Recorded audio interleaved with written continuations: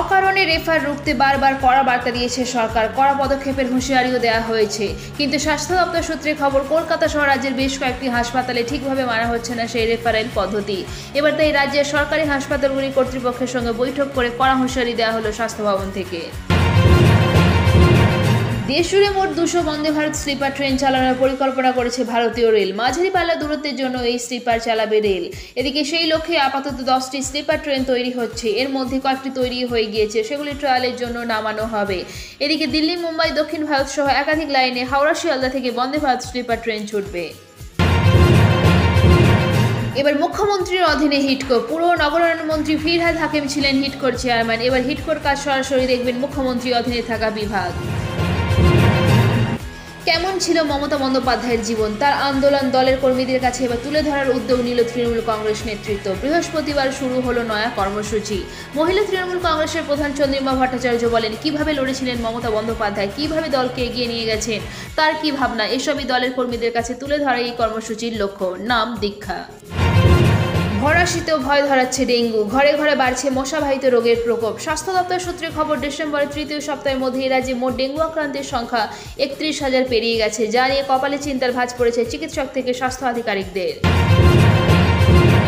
ফের অবস্থানে বসেছেন শিক্ষকরা। হাইকোর্টের নির্দেশে বাতিল হয়েছে প্যানেল, স্থগিতাদেশ দিয়েছে সুপ্রিম কোর্ট। 7ই জানুয়ারি পরবর্তী শুনানির আগে 2016 প্যানেলের এসএলএসটি শিক্ষক শিক্ষিকারা অবিলম্বে অযোগ্যদের তালিকা প্রস্তুত করে সুপ্রিম কোর্টে জমা দিয়ে এসএসসি ও রাজ্য সরকার। দাবি শিক্ষক শিক্ষিকাদের।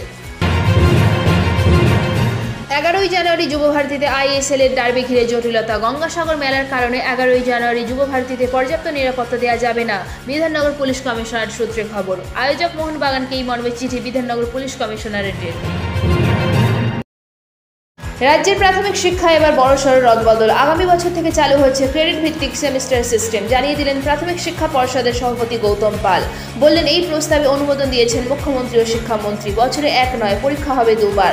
পর্ষদ সভাপতি জানিয়েছেন, 2025 শিক্ষাবর্ষ থেকে রাজ্যের সমস্ত সরকারি প্রাথমিক স্কুলে প্রথম থেকে পঞ্চম শ্রেণী পর্যন্ত পরীক্ষা হবে সেমিস্টার পদ্ধতিতে। জানুয়ারি থেকে জুলাই মাস প্রথম সেমিস্টার আর জুলাই থেকে ডিসেম্বর দ্বিতীয় সেমিস্টার। প্রতি ক্লাসে পরীক্ষা হবে বছরে দুবার। সেন্ট্রাল ফরেন্সিক সায়েন্স ল্যাবের রিপোর্টকে হাতিয়ার করে প্রশ্ন তুলেছেন চিকিৎসকদের একাংশ। আরজিকর মেডিকেলে নিহত চিকিৎসকের ডিএনএ নমুনাকে ইচ্ছাকৃতভাবে অন্য কিছু মিশিয়ে দেওয়া হয়েছিল। সূত্রের খবর, ইতিমধ্যে এই ডিএনএ প্রোফাইলিং রিপোর্ট আদালতে জমা দিয়েছে সিবিআই।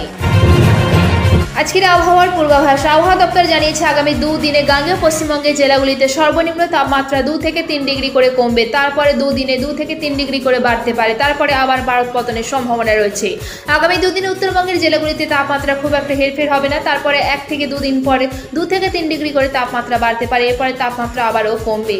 হাওয়া অফিস সূত্রে খবর, কলকাতা সর্বোচ্চ তাপমাত্রা থাকতে পারে 27 ডিগ্রির কাছে। এদিন শহরের সর্বনিম্ন তাপমাত্রা 16.5 ডিগ্রি সেলসিয়াস, যা স্বাভাবিকের থেকে 2.7 ডিগ্রি বেশি।